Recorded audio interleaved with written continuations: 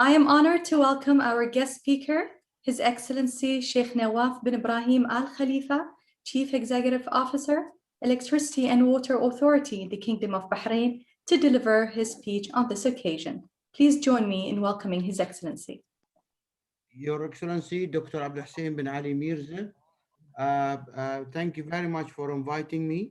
And may I have a presentation to share with you? If you give me 1 minute, please.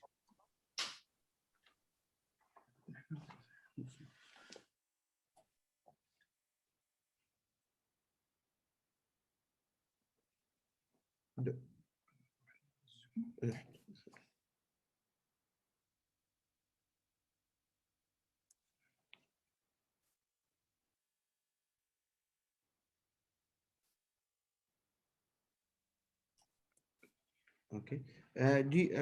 Can you all see the slides, please, gentlemen, ladies and Yes, gentlemen? sir. Do you see? Okay. Thank you very much, Dr. Abdul Hussein.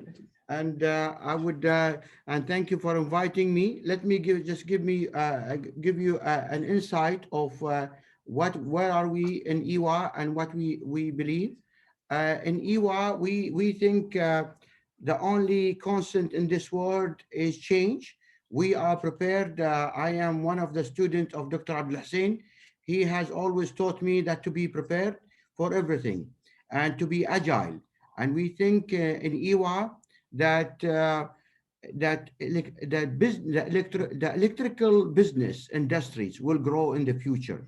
There are drivers for those change, those drivers for being the industry of electricity to boom in the future.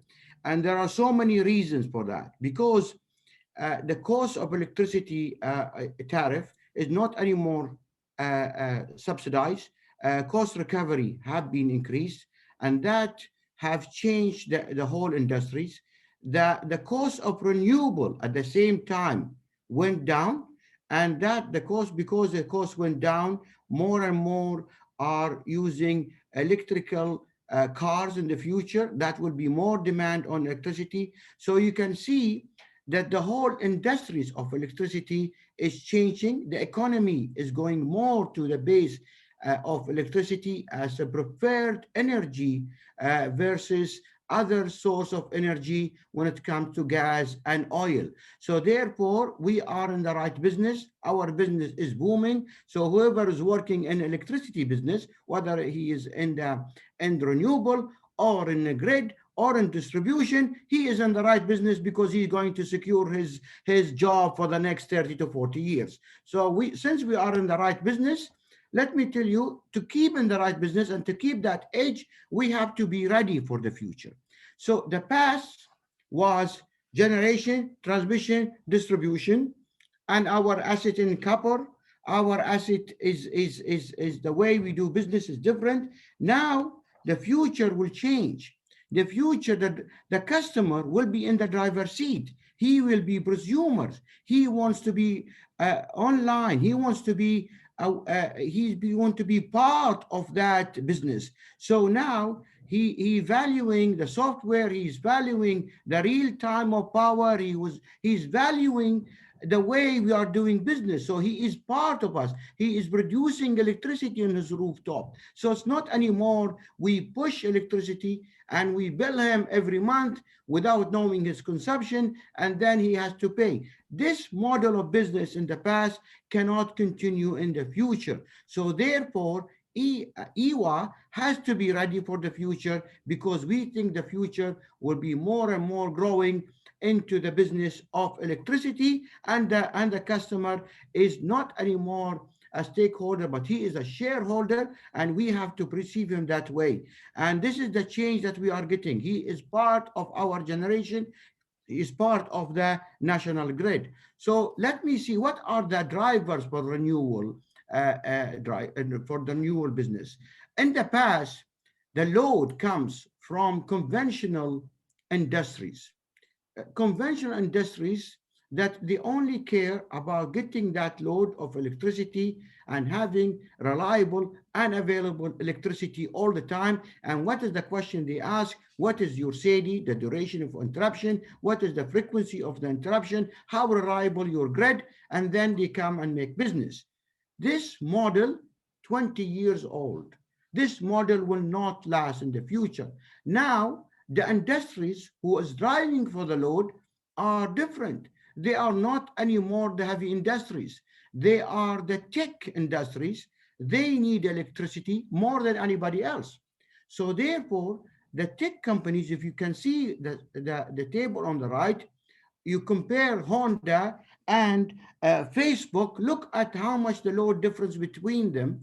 And what do they want? They want to offset this by having a renewable energy. So they are also one of the main driver for renewable energy because they want to have electricity from a clean source. So therefore, they are the main drivers for renewable energy, and they want to see the number that His Excellency Dr. Abdul Hussein bin Ali Mirza has presented, how much of renewable energy is there in the grid and how much being offset by the conventional. So it's not anymore the question, can we get the power? Is it available? Is it reliable? No. Can we offset our energy by using renewable energy? So therefore, this is one of the main drivers, and we are in EWA ready for this. We have, the government have hosted Amazon, and we are going to offset their power consumption by using renewable energy. So here we are. So there are challenges. Of course, there are challenges because we have to change the way we do business. Now, it is not anymore that the frequency response of the and balancing the load is as easy as it was, because there was in the past a load, and in the load, the more you push the power and you balance the load. The balance of the load, use having renewable energy, and the renewable energy, as all you know, is not constant all over the day. It changes over the day like a burger. So we need to balance the load. Therefore, balancing the load, we have to give renewable energy to the customers, having a major share in our generation of renewable, in the same time, having a robust network, and that robust network has to be available and reliable for the customer. We cannot anymore having a shed in the power and use the renewable energy as an excuse. That will not going to be accepted by our customers. So therefore, we have to be ready for that. And let me tell you one example. We say the smart person who learned from his mistake, but there is a smarter than the smart who learn from other people's mistake. So how do we learn from other people's mistake? So we know they went into this mistake. In order that we don't fall in the same mistake, we have to study it and avoid it in our grid. On the left, you can see that is California load. Now in California load, if you compare 2012, which is the curve on the top, to the curve on 2020, which is the curve on the lower curve, you will see how renewable energy have played role in changing that curve. It was in the past a curve high. Once the people go back home, they use electrical appliances, so there is a surge in the power. So it's like us on the right. It's like a camel with a hump. Yeah. Now, because they put more of renewable energy, you can see that the camel went into a shape of a duck. So meaning that at 4 o'clock, because renewable is going down at 4 o'clock, and because demand is higher, people are going back home and applying, so they need they put their appliances on, so therefore they need more power, and the renewable is going down and the power they need it more. So what's happened? You need to balance the load by having a huge revamp of power in order to balance the load, and therefore they face problems. So in EWA, we have learned this. So therefore, the machines that we used to buy in the past is different than the machine that we need to buy them now. We need to balance the load. We need to put more storage. So therefore, at the beginning, you will see, if you go and see the chart on the right, which is this is last year's chart, more of the renewable energy, that hump of the camel, it will be flattened. That is the most expensive electricity, ladies and gentlemen, that we have, is that hump at 1 o'clock or 2 o'clock in the afternoon in the summer. That is the most expensive. So the more we flatten that curve by using solar or by using storage, the cheaper it is for EWA. So we have to make it like a straight line. The more we make it like a straight line, the better it is for us. So luckily, in this part of the region, when the solar is on the peak, the demand is on the peak. Not like in California, when the demand is in the evening, the solar is going down. It is the vice versa for us. So that's why we are lucky that during the peak, we have the solar on the peak and the demand also on the peak. So therefore, we can flatten that curve, and therefore we can reduce the cost on the government of Bahrain by using renewable energy. And therefore, we can also make sure that we don't fall in the same mistake like the others, and we have more of flattened curve. Now they are putting more storage in California and more hydro in order to balance the load. I've been there, I've seen their systems, and we have learned from them in order to implement it here in Bahrain. So as I've explained how to balance the load, as all you know, there is a supply and there is a demand, and it has to be 50 hertz all the time, every time. Because more of the electronic gadget that you're using, the more you want that frequency to be 50.00 hertz, because of the sensitivity of the appliances being used at now. And how we are going to do this? We have more than one way of doing it. We are going to upgrade our system control with a new system control to cater for all of this smart grid, and how that we can put renewable energy within our grid.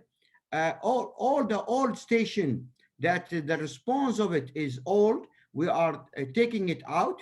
So the generation is more of a peakers than of the base load.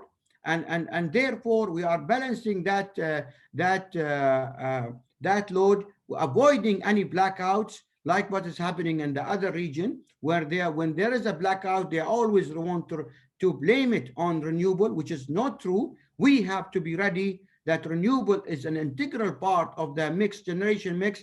And if there is any failure in the grid, it is our fault as an operator, not that we put it on renewable as an excuse for not delivering our business to our right.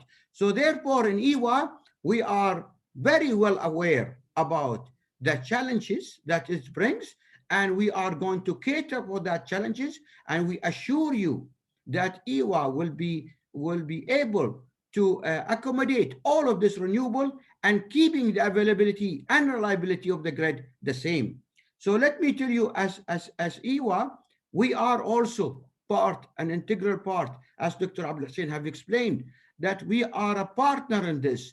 And the policy is being bought by His Excellency Dr. Abdul Hussein, and we are, as implementer, we implement all of the policy of Bahrain in the best way available.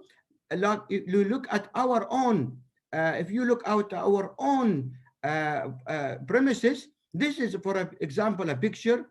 Who believe this is a water tank? This is a water storage tank. We are using it now at the moment to produce electricity for the pumps. The pumps is not anymore 100% relying on the national grid, even it is our own national grid. Nevertheless, we have put a solar and we have put it. And I thank also all the finance agencies and institutes who have financed the tank with the solar. And we, of course, there's an extra to budget for this, but they have financed it. Ladies and gentlemen, I wanted to say something here, that renewable and solar is also like a fashion now. People they wanted to put solar. They wanted fashion. It's some more stronger than fact. So when we say that we want to put solar on top of the tank, the financial institution, their questioning of how much would it cost, why it is there, the benefit is much less than anything else, they immediately approve it. So I want you to imagine that when we say renewable, it's like when we are dressing with the 2020 fashion. If you are using the conventional way, it's like you are using suits or with a 1970s fashion. So imagine you are wearing 1970 fashion suits in the 2020. How the people will perceive you? Of course, they will laugh at you. So therefore, we need to go with the fashion of the renewable. Look at this, ladies and gentlemen. This is, people think this is an offices or a hotel. Would you believe what is this? This is an elevated storage tank of water. And this is an elevated storage of tank of water. There are two stones, two birds in one stone. We have put solar and it's producing electricity. This is the blue one. And we have put a decorative cladding on top of it. So it looks good and it produces electricity. Two birds and one stone. And who finances it? The financial institution. The financial institution, they have given us a thankful letter of that we are even though in the water business, we are thinking of renewable, that all of the pumps and the internal gadget, as the right picture you see, is coming from renewable, not on the national grid, even though we are owing that national grid. So this is the way we see in Bahrain. And His Excellency Dr. Abdul Hussein have explained about the 5 megawatt and how about it's going to be unique, that it is a hybrid of PV and wind at the same time to balance the load. And that's one of the challenges. And I'm saying that we will learn from this pilot and we will teach other of what we achieve in this. So in this also that His Excellency Dr. Abdul Hussein have explained about the 100 mega, we have changed a landfill site from a landfill site, and we have pictures before and after, inshallah, after we have a picture to see how the landfill became a green field for renewable. And this is the beauty, that we did not take a precious land where has a great market value and we use it as renewable. No, we have used a landfill and we have converted to a renewable to show a showcase of how Bahrain can convert a landfill to 100 megawatt of an IPP. And this is all because of the wisdom of the leadership, who have always given us a guidance of how to achieve this in Bahrain, to be a showcase for others to learn from us.